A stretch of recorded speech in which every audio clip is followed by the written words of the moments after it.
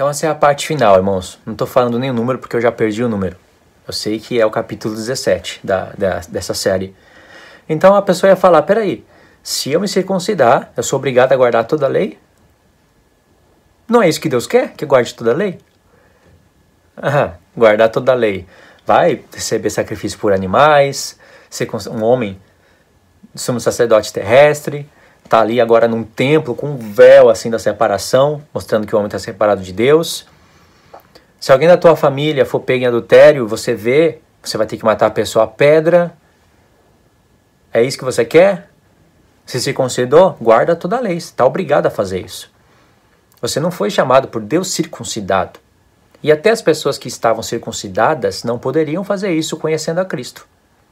Por isso que elas tinham que ensinar a palavra. Por isso que Deus deu 70 anos após a morte do Filho como tempo de transição de aliança. Lá em Atos 21, você vai ver Tiago com milhares de judeus que creram em Cristo. E eles estavam ouvindo que Paulo era apóstolo de Moisés. E aí iria surgir uma revolução. Tiago, você está ouvindo para um apóstolo que é apóstolo de Moisés? Aí Tiago viu e aconselhou Paulo. Olha, Paulo, mestre da lei, recebeu um conselho de Tiago. Tiago disse para Paulo, todos estão falando isso de você. Olha, tem aqui alguns homens que querem se achegar a Deus. Vai com esses homens, pegam um pombinho e vai lá se apresentar, fazer o sacrifício conforme ordena Moisés, e todos vão saber que o que falam de você é mentira. Você acha que Tiago estava falando isso para Paulo realmente receber uma purificação de pecado? E você acha que Paulo se submeteu a uma coisa dessa sabendo que Cristo estava no céu? É claro que Paulo fez isso em respeito a todas as pessoas que ainda estavam estudando as alianças. Tiago estava cuidando desse ministério. Ele, Tiago, Pedro foram para os da circuncisão, que eram mais difíceis de entender, povo mais difícil de entender. Os que eram da incircuncisão aceitavam mais fácil. Ou seja, os gentios nascem na fé em totalidade primeiro do que os judeus. Por isso que Efraim é o primogênito, não Judá. Entende esse mistério? Claro que os judeus creram primeiro, né? Começou com os judeus. Os judeus começaram a espalhar a palavra, mas na massa, é o que João fala, Jesus veio para o que era seus. Os seus não receberam, mas todos quantos aqueles o receberam, Deus deu poder para eles de ser chamados filhos de Deus. João, olhando para a totalidade, viu que a massa de Israel não recebeu o Senhor, mas os gentios, quase que em massa, estavam recebendo. Então, para não gerar esse conflito, esse atrito, Paulo se submeteu a isso? Ou será que Tiago estava tão corrompido assim, não queria saber mais que Jesus era o sumo sacerdote, queria que todo mundo recebesse expiação do pecado com sangue de animais? Nós estamos falando de Tiago, irmãos. Se Tiago estivesse sugerindo algo desse nível para o apóstolo Paulo, ele ia falar, Tiago, você não lembra do concílio de Atos 15? Você que deu aquela palavra profética citando Amós, que disse que os gentios não precisavam guardar a lei de Moisés para serem salvos e sim se abster daquelas coisas que você mesmo alistou? Você está se contradizendo agora? Entende como é assim que se compreende Atos dos Apóstolos e entende o porquê dos porquê dessas coisas? Então volta aqui. Gálatas 5, verso 18. Mas se sois guiados pelo Espírito, não estáis debaixo da lei. Ora, as obras da carne são conhecidas e são prostituição, impureza, lascívia, idolatria, feitiçarias, inimizades, porfias, ciúmes, iras, discórdias, dissensões e facções, invejas, bebedices, glutonarias e coisas semelhantes a estas, a respeito das quais eu vos declaro, como já outra hora vos preveni, que não herdarão o reino de Deus os que tais coisas praticam. Mas o fruto do Espírito é amor, alegria, paz, longanimidade, benignidade, bondade, fidelidade, mansidão, domínio próprio. Contra essas coisas não há lei. Aqui ele está explicando o porquê que a pessoa que é guiada pelo Espírito não está debaixo das obras da lei. Porque as pessoas que estavam debaixo das obras da lei confiavam em sacrifícios. Mesmo as que não faziam os pecados voluntariamente, pensando que os sacrifícios iriam livrar ela, mesmo as pessoas que tinham temor, mesmo elas estavam debaixo do pecado, mesmo elas. Mas tinha pessoas que ainda se aproveitavam dessas coisas, do sacrifício. Eu tenho sacrifício, eu tenho expiação pelos pecados, então eu vou andar, eu vou fazer isso, eu vou mirar, eu vou... as pessoas até adulteravam, eu vou dar falso testemunho, tem expiação pelos pecados. Então é legalismo. Paulo combate tudo isso. Aí Paulo fala, Contra essas coisas, que são os frutos do Espírito, não há lei. Mas contra as outras coisas, há lei. Há lei. Viu uma pessoa, pega em adultério, mete pedra nela. Mas não é para vocês viverem assim. Vocês estão vivendo agora no ministério do Espírito. Vocês estão livres dessas obras da lei. Livres de tudo isso. Aí no verso 24, Paulo fala: e os que são de Cristo Jesus crucificaram a carne com as suas paixões e concupiscências. Se vivemos no Espírito, andemos também no Espírito. Não nos deixemos possuir de vanglória, provocando uns aos outros, tendo inveja uns dos outros. Entende? Então, para finalizar, eu dei uma resumida rápida aqui em Gálatas. Depois de ter gravado acho que 4, 5 vídeos direto, a cabeça fica um pouco pesada, com essas luzes também, elas atrapalham a vista. Então, só para recapitular, nós aprendemos algumas coisas de Romanos 7, que eu sei que você vai ter que assistir de novo o vídeo, de Romanos 8 e de Gálatas capítulo 2 e capítulo 5. Eu mostrei que em Romanos 7, Paulo está fazendo uma exposição da luta da carne contra o espírito, do espírito contra a carne, e de pessoas que, se não conseguem vencer as coisas da carne, não é porque a lei do espírito é menor, é mais fraca, mas é porque a pessoa com a carne está inclinada para a carne. Mas se com a mente inclinar para o espírito, ela tem vida, se não, morte. É o que o Paulo explica. E ele dá graças ao Senhor Jesus, porque foi por intermédio dele que essas coisas são possíveis, e isso é graça de Deus. Mostrei que isso que está sendo falado em Romanos 7, em detalhes, ele colocou em Gálatas 5 como uma conclusão. O espírito luta a carne a carne contra o espírito. E todas as obras da carne e as do espírito estão em Gálatas 5. Não está em Romanos 7. Mas em Romanos 7 ele está mostrando agora uma pessoa que quer fazer o bem. Ela escolhe fazer o bem. Quem mostrou que é o bem para ela? Paulo disse, a lei é boa. Boa, bem, é a mesma coisa. A lei é boa, espiritual, justa. O homem que é carnal. Então a pessoa agora quer fazer o bem, mas não consegue.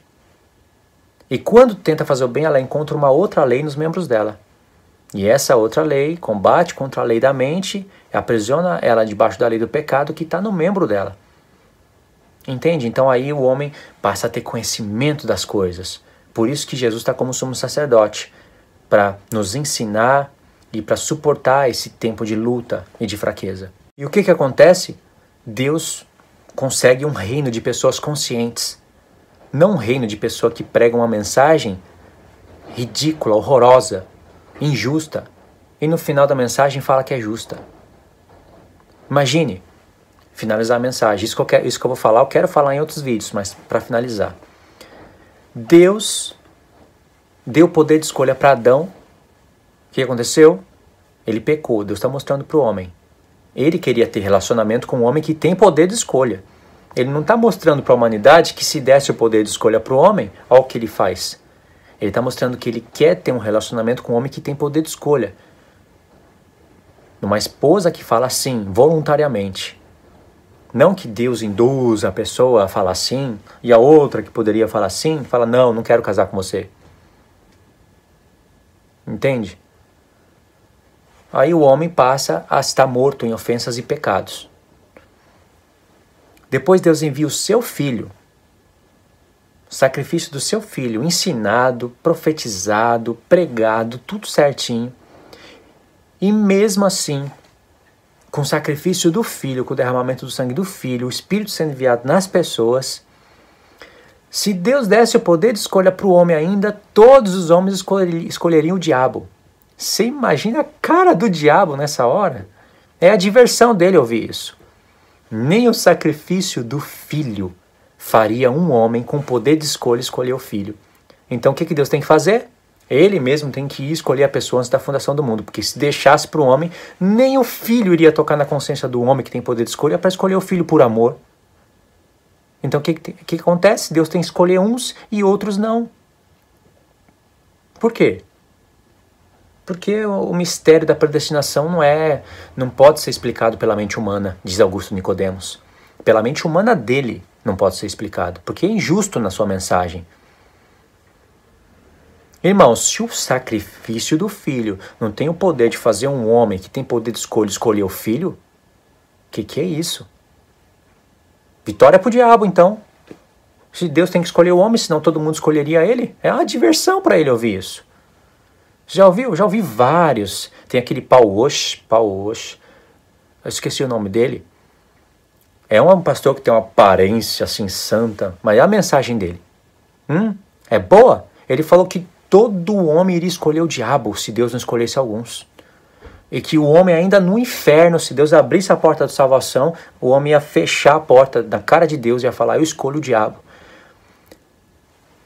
Um homem que chega a falar uma coisa dessa, está com a mente treinada no quê? Tem a verdade de Deus? Pode falar do amor de Cristo, para eles, para os eleitos, mas e no próximo?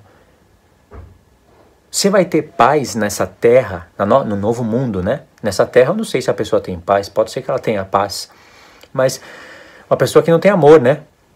Você vai ter paz sabendo que você e a sua mãe moravam juntos, ou seu pai, ou seu filho, você que sabe, não vão ser todos numa família que vão ser salvos, e Deus escolheu você para ser rei e sacerdote, e a sua mãe deixou nos pecados, deixou rolar, não foi porque ela fez o bem ou mal, ou porque Deus previa alguma coisa ou não, sinceramente não foi por isso, Deus apenas falou, deixa essa daí rolar no pecado. Ou até chamou externamente, sabe, Deus chamou, essa daí vai chegar até a mim, mas não vai permanecer a mim, porque eu não vou operar com a minha graça irresistível internamente. Ela vai se desviar.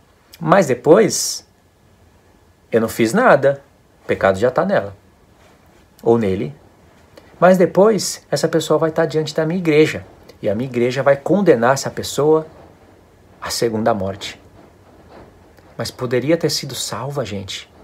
Poderia, mas Deus não quis. Você vai ter paz? E é bonitinha essa mensagem, né? Para mim é horrorosa, mas é bonitinho para quem se acha eleitinho de Deus, né? Um calvinista. Agora, e se fosse você, no dia do julgamento, toda a sua família salva e você não? Você ia aceitar? Ia. Deus fez assim, é amor dele. É hipócrita. Claro que você não ia achar isso justo, não é justo. E alguém escuta eu falar isso e fala, Luiz, você está julgando tudo conforme a coisa humana, você tem que julgar conforme a justiça de Deus. E que justiça que há nisso? Como eu disse em alguns vídeos anteriores, se é assim que Deus vai julgar o mundo, Alá é superior a Deus e Mohammed é superior a Cristo. Porque eles não têm esse tipo de mensagem no Alcorão. Não faz distinção de pessoas dentre as pessoas do reino deles.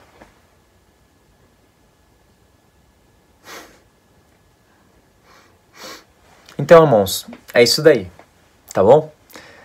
Creio que vocês deu para entender o que eu quis dizer. Já já eu vou dar uma fechada nessa série para ir para as coisas proféticas, porque senão a gente pode ficar aqui vários dias, semanas, meses, e chega uma hora que você tem que usar essas cartas de Paulo para um outro lado profético, sabe? Para um lado que vai edificar a vida das pessoas em outras áreas. Mas isso daqui também edifica vidas e por isso que é importante por isso que eu estou fazendo. Tá bom? Então é isso daí. Fiquem na paz de Cristo, Deus abençoe. Obrigado você que assistiu até aqui.